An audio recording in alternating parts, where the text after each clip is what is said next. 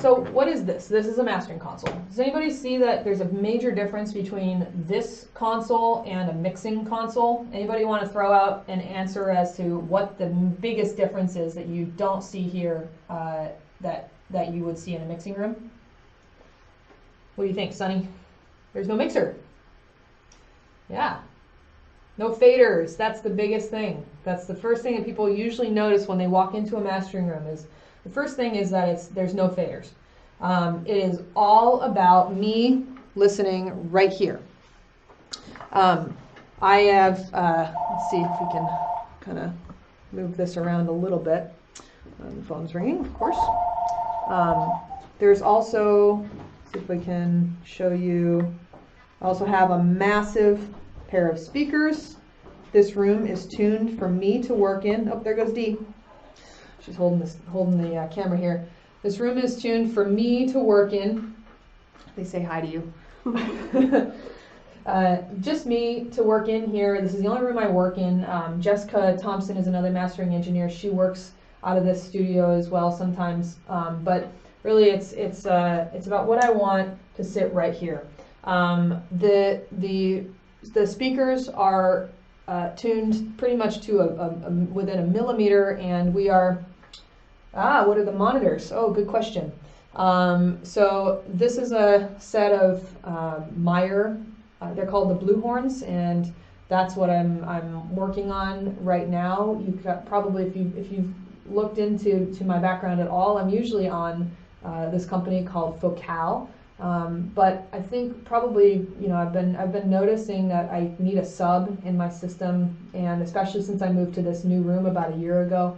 The Meyers are doing more of what I'm looking for my mastering facility here. They're brand new. They have Class D amplifiers in them, and if anybody knows me in the past as well, I've been really, really into tube amplifiers. And I always said if I hear a solid state amp that sounds better than tubes, then I will check into it. But at the moment, Meyer Blue Horn. Meyer. E-Y-E-R. Meyer.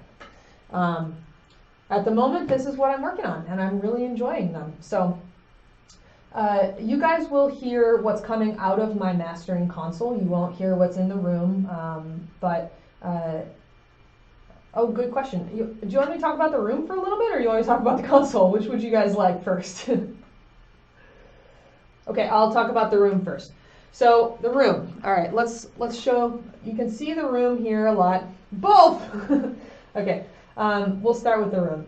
So this room is it's a purpose-built mastering room. So it used to be a mix room here at the Fantasy Studios complex, and you can see that the ceiling behind me slopes from the front to the back in an expansion ceiling. This is a floating room, so it's floating ceiling. This whole part of the complex is all floating as well. And the room when I first came in looked really, really different, but we changed the dimensions of the entire room. And we brought in the side wall, and we pushed out the front wall, and the wall behind me used to be a glass wall because it used to look into the live room. But there's almost nothing about the original control room that this used to be is the same. Everything is different, even including the floor. There used to be this massive platform where the Neve console was sitting up on it, and we took all that out. So now we are left with 2 inches of quiet rock with floating walls. The floor is concrete. The ceiling is floating, and there's machine room through that wall over there. So I'll talk a little bit about listening and perception in a little bit, and we'll talk a little bit more about the room. But once we got the dimensions of the room correct, we started doing some shooting. There's a fabulous acoustician named Bob Hodis who's been helping us with this, and he's been working with us for a very long time, many years. Bob came in, and as the build was going, he was giving his thoughts and advice on how we should be doing it, and we trust him completely, and he was totally right. We did need to move in the side wall. We did need to move the front wall out. We because the ceiling is floating and there's so much engineering that went into that, we couldn't really mess with the ceiling too much. So in the future, we're trying to still figure it out with this new set of speakers, but in the future I'm going to probably have a little bit of treatment on the ceiling as well. But I'm really liking the way the room's sounding right now.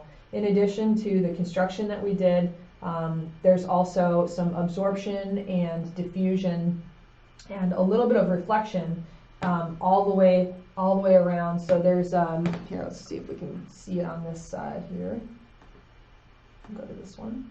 So you see there's I'm just going to kind of move this and see what happens. There's a band all the way around the room at about my listening height, and in different places where the speakers are reflecting off of the side walls and the back wall, there is absorption at the first reflection points and diffusion to break it up at the next reflection points just after that. We can turn that light on over there so they can see a little bit better. There we go. That should be a little better. Let's see. Hey, and turntable and all that stuff over there. And then there's another door just on the other side here. And then the back wall, it looks really similar to what is going on the front wall, but there's a tiny bit more absorption behind my head, just to make sure that when those speakers are sending the sound right to my ear, nothing else is coming back. Yeah, there's no need for absorption between the floor and the speakers. Let's go this way a little bit. Yeah. Oh wait, I guess it's going to overcorrect. Sorry, I should look at the live view. There's no reason for absorption on the floor. It's a concrete floor, and the speakers are working really well with it. Usually there's no reason to like decouple the speakers from the floor unless you have a major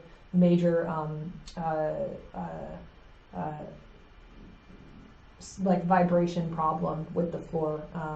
My old room had a floating floor, so we had cable troughs going under it, so I did have to isolate the speakers from the floor in that room. But this one, they're sitting right on concrete. So we're right on the first floor, and I'm not having any issues hearing the floor or hearing a lot of the room. So things are always going to change just a little bit, and I think that's a good thing. I think always being in search and trying to find the best sound you can for your room is really good.